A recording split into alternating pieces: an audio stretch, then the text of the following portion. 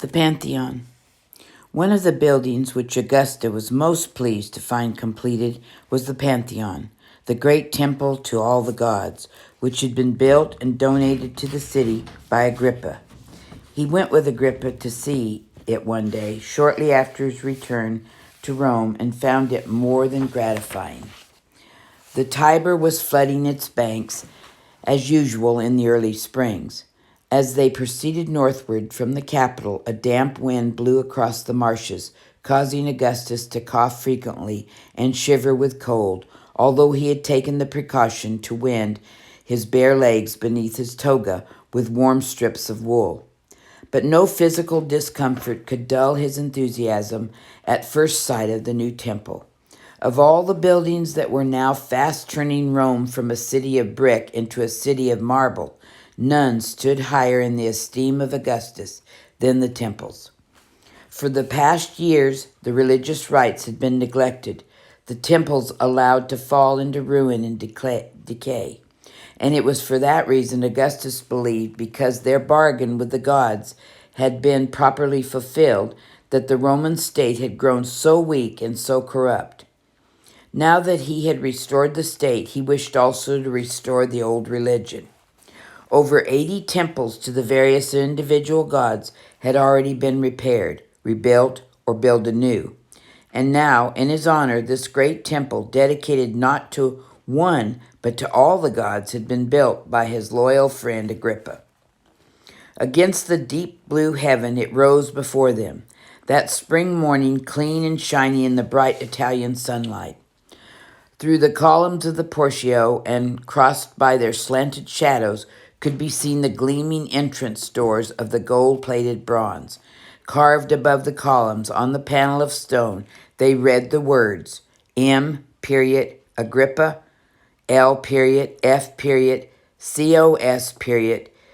Terratum FECIT, which meant Marcus Agrippa, son of Lucius, in the third consulate made it. Today, that same inscription still marks the entrance to the Pantheon. Beyond keeping it alive, the name of the capable, trustworthy men who built it. The bronze entrance doors are the same ones through which Agrippa and Augusta entered that spring morning 20 years ago.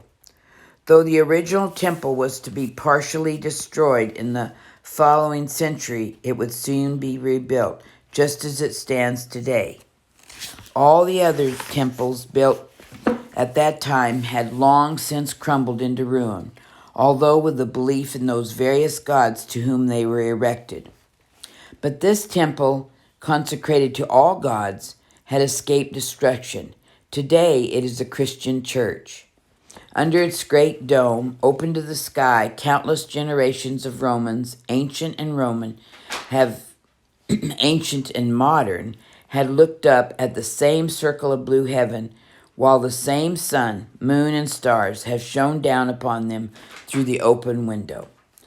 And through all those centuries of change, whether they worshipped him as one God or as many, they have been guided by the same eternal and unchanging spirit.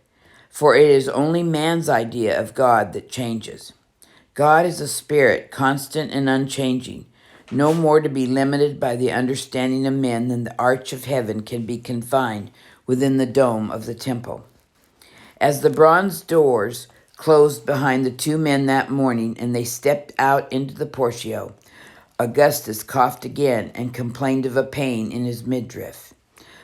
Agrippa, seeing that he looked feverish and ill, suggested that instead of going to dine with Marsilius, he go directly home and send for his physician.